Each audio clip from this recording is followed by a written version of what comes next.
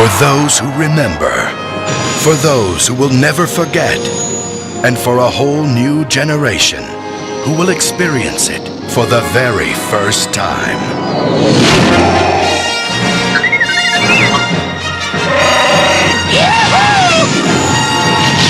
The Star Wars Trilogy.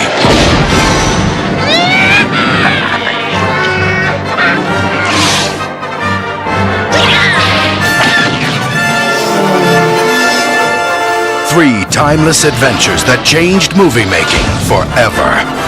Now, the entire trilogy, digitally mastered in THX for the ultimate in sound and picture quality. This will be your last chance to own the original version of Star Wars, the George Lucas masterpiece that launched the Star Wars trilogy. The Force is forever, for all generations. The original Star Wars trilogy on video, one last time.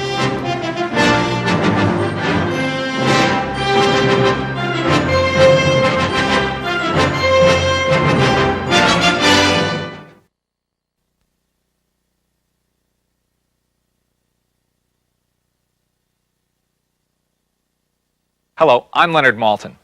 Star Wars may have started out as a mere movie, but it became a phenomenon. It changed the way movies were made and perceived and marketed. It ushered in a new era of science fiction and fantasy and developed a whole new vocabulary of visual special effects. And the man who created the film, who imagined it and then realized it, is here with us today to share some of his memories. George Lucas. George, if I asked you to sum up your feelings today, looking back at the whole Star Wars experience, if I asked you to sum that up in one word, what word first comes to mind? If there's anything the Star Wars experience has been for me, it's unpredictable. You know, not only in the making of the movies and in creating the stories in the first place, which is the fun of it, is because you don't know where it's going to go, and the making of them were a huge adventure. But the success and all the stuff that's come after it and everything is just, you have no idea what's going to happen next. Let's go all the way back to the beginning. What was the beginning? I would say probably the original impetus for the whole thing was, I used to watch a serial on television called Adventure Theater, and they had Flash Gordon, Conquers the Universe on it, and I used to love that. So I went off and wrote my own space opera, and developed the story and took it to United Artists that had the first rights to it. They said no, they didn't want it. And then I took it to Universal because I just finished American Graffiti, and they said no, they didn't want it. And finally took it to 20th Century Fox, and Al Nye Jr. said, I'm interested. He said, I don't understand this, but I loved American Graffiti, and whatever you do is okay with me. Because otherwise I don't think it would have ever gotten done. Because it was crazy. You know, spaceships and Wookiees and robots, and it was just unlike anything that had ever been seen before. Tell me about that first script. Now, did you try to tell the whole story in one script? Well, at that point, it wasn't the whole story. I wrote a script, and the script was very ambitious. It told a very large story. And when I finished it, I realized that it was way too big to make into a movie. So I took the first part of it, sort of the first act, and I said, I'll make the movie about this. And I had to expand on it and move it around and play with it a little bit. But I basically then focused on that as being the film. And I said, someday, if I ever get a chance, maybe I'll make these other things, the rest of it, the other two-thirds, into a movie. But right now, that's just going to have to go on the shelf, and I'll leave it there. And so that's really how the first project came to pass.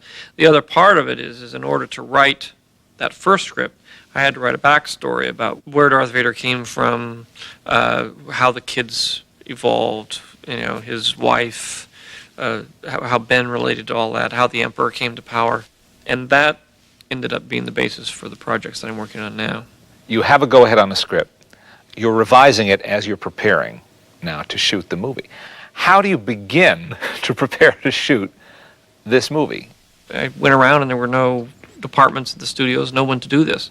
So I had to sort of build up from scratch my own special effects company in the process of starting this whole thing. How do you find people? How do you find the right people to do that kind of thing and to invent things, which is what they had to do? Yeah, there was a small group of people that had done special effects. Some guys who worked in commercials doing the Pillsbury Doughboy and this, so there was maybe a few dozen people in Hollywood that actually had some experience. They were mostly college students. They're mostly very young. I think the average age of ILM when it started was like 24. That's the average age, and so there are a lot of kids that were like 19, 20 years old. Tell me about some of the casting decisions. What I would do is I would take the various contenders for the various roles and I'd mix them around and have them work ensemble. Because what I was trying to do is see how they all look together and work together as a group, not as individuals. And I think that was a very important part about the casting is I cast a group. I didn't cast one person, one person, one person. I saw how they all worked together and then chose it that way. What was the most serendipitous bit of casting? Probably Harrison. Fred Roos, who was helping with my casting, was a good friend of Harrison's, so he had him. He was a carpenter, and he sort of had him. He'd been an actor and he'd been under contract, but he was working as a carpenter, fixing their offices up. And as I was casting everybody, we said, well, we'll start doing these tests. And I said, well, we're short one Han Solo. I've only found 4, and I need 5 because I have 5 of everything else. And so I just said, well, Harrison, do you want to do this? You want to stand and sort of read some parts against these other parts so we can get through this thing? And he said, yeah, and he started reading them. He read them better than anybody else did. What was the toughest part of making Star Wars? Well, there was a lot of drama through the whole thing. It was a very tough film to make. It was a fairly low-budget film.